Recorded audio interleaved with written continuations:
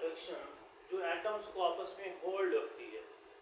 Atoms के दरमियान attraction की ऐसी फोर्स जिसकी वजह से वो आपस में कनेक्टेड रहते हैं, उस फोर्स को, उस कनेक्शन को हम क्या कहते हैं? केमिकल बॉन्ड कहते हैं।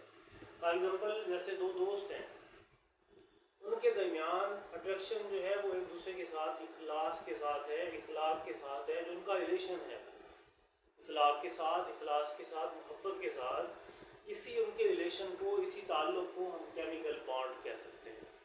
केमिस्ट्री में ऐसी फोर्स ऑफ अट्रैक्शन जो कि एटम्स को आपस में क्या करती है? होल्ड करती है टुगेदर, इकट्ठे एक मॉलिक्यूल में या एक कंपाउंड में एटम्स को जोड़ने वाली फोर्स को हम क्या कहते हैं? Chemical bond. अब ये केमिकल बॉन्ड कैसे बनता है?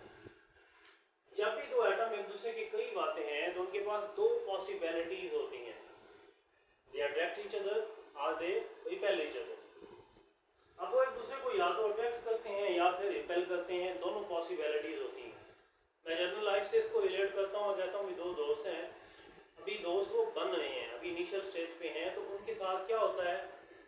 कुछ उनको तोड़ने की कोशिश करने वाले भी दोस्त होते हैं, क्लास फेलोज होते हैं, और कुछ जो है जोड़ने वाले भी होते हैं।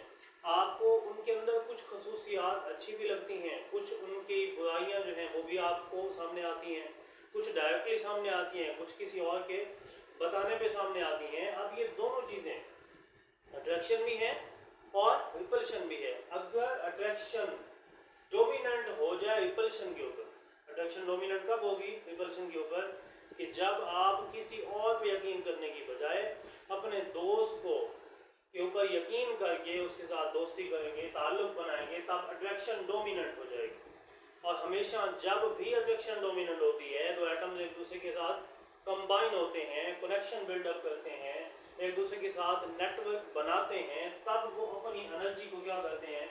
लो करते हैं। वही बात प्रीवियस लेक्चर वाली कि मिटा दे अपनी हस्ती को कि घर कुछ मर्तबा चाहो कि दाना खाक में मिलकर गुले गुलजार होता है। तो अपनी एनर्जी को लो करना ज़रूरी है कनेक्शन बनाने के लिए, बॉन्ड बनाने के लिए, अट्रैक्शन को डोमिनेंट करने के लिए अपनी एनर्जी को कम करना ज़रूरी होता है। जब आप अपने दोस्त के स्टैंडर्ड के ऊपर नहीं उतरेंगे, जब तक आप अपनी हाई एनर्जी स्टेज के ऊपर रहेंगे, तब तक बॉन्ड फॉर्मेशन पॉसिबल नहीं होती। जब आप लो एनर्जी लेवल पे आएंगे, अपनी एनर्जी को लो करेंगे, उसके साथ बॉन्ड बनाएंगे, ताल्लुक बनाएंगे, और ये कब होगा? जब अट्रैक्शन डोमिनेंट होगी। अट्रैक्शन डोमिनेंट कब होगी? कि जब आप अपने दोस्त की अच्छाइयाँ सामने रखेंगे, उसकी बुराइयों को यकसर भुला देंगे, उस पर नहीं सोचेंगे, तब अट्रैक्शन डोमिनेंट हो जाएगी रिपल्शन के ऊपर। एट द सेम टाइम दोनों फोर्सेज हैं, अट्रैक्शन भी है और रिपल्शन भी है।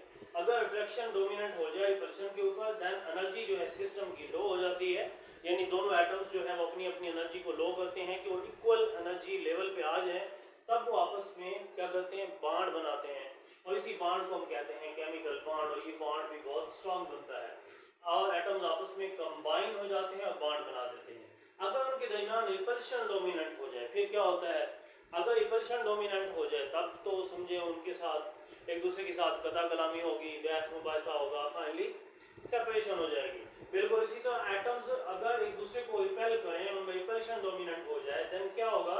They move away from each other. वो एक दूसरे के साथ कोलाइड करेंगे, टकराएंगे, लेकिन ताल्लुक नहीं बना पाएंगे, दोबारा वापस मुड़ जाएंगे। इस सब के अंदर रिपल्शन डोमिनेंट आ जाएगी। उसके बाद यहाँ पे एक कंसेप्ट और यूज हुआ जिसको हम कहते हैं इलेक्ट्रॉनिक कॉन्फ़िगरेशन।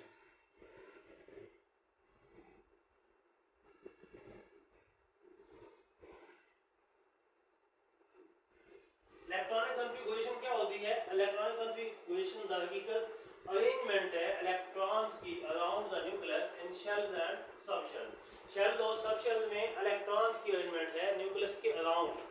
न्यूक्लियस के बाहर जो इलेक्ट्रॉन्स के रास्ते हैं, उनके अंदर इलेक्ट्रॉन्स की जो अरेंजमेंट होती है उसको हम क्या कहते हैं? इलेक्ट्रॉनिक कॉन्फ़िगरेशन कहते हैं। ये शेल में भी हो सकती है। शेल हमारे पास होते हैं के, एल, एम और एन, सो ऑन। तो ये हमारे पास शेल हैं। इलेक्ट्रॉनिक कॉन्फ़िगरेशन शेल में भी हो सकती है, सब शेल में भी हो सकती है। एस, पी, डी और एफ सब शेल होते हैं, इनमें भी इलेक्ट्रॉनिक कॉन्फ़िगरेशन होती है। ये दोनों पॉसिबिलिटीज हैं। अगर आप शेल में करना चाहेंगे तो फिर आप KLMN वाला फार्मूला अप्लाई करेंगे। अगर आप सब शेल में करेंगे तो आप SPDF जो है ये अप्लाई करेंगे। इसको हम कहते हैं कि वो स्कूल पब्लिक स्कूल वाला जो रूल है उसके अकॉर्डिंग हम इसको याद करते हैं और इलेक्ट्रॉनिक कॉन्फ़िगरेशन जो है उसको एक्सप्लेन करते हैं। बॉन्ड बनाने की, एटम्स जब आपस में बॉन्ड बनाते हैं तो बॉन्ड बनाने के, अब हमने केमिकल बॉन्ड पढ़ा, केमिकल बॉन्ड के आगे टाइप्स हैं, डिफरेंट वेज हैं किस तरह केमिकल बॉन्ड जो एटम्स बनाते हैं। बॉन्ड बनाने के 3 मेन टाइप्स हैं। उनमें पहली टाइप है आयनिक बॉन्ड।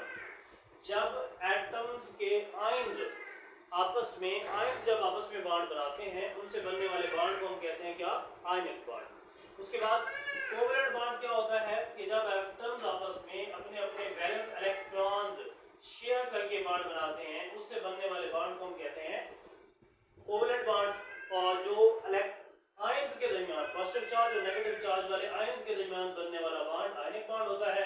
और एक होता है कोऑर्डिनेट कोवलेंट बॉन्ड। अब इसमें नाम के अंदर वाज़ेह है कोऑर्डिनेट का मतलब होता है हेल्प करने वाला, यानी कोऑर्डिनेट कोवलेंट बॉन्ड जो ऐसे एटम्स के दरमियान होता है जिसमें एक हेल्पर होता है, वो इलेक्ट्रॉन देता है और दूसरा जो है उस इलेक्ट्रॉन को कबूल करता है, एक्सेप्ट करता है, उनके दरमियान बॉन्ड बन जाता है। इस बॉन्ड को हम क्या कहते हैं, कोऑर्डिनेट कोवलेंट बॉन्ड। फर्दर इनकी डिटेल पे आयनिक बॉन्ड क्या है, कोवलेंट बॉन्ड क्या है और कोऑर्डिनेट कोवलेंट बॉन्ड क्या है, वो इंशाल्लाह हम नेक्स्ट लेक्चर में इसको विद एग्जांपल्स जो है डिस्कस करेंगे। Thank you so much. अल्लाह हाफिज़।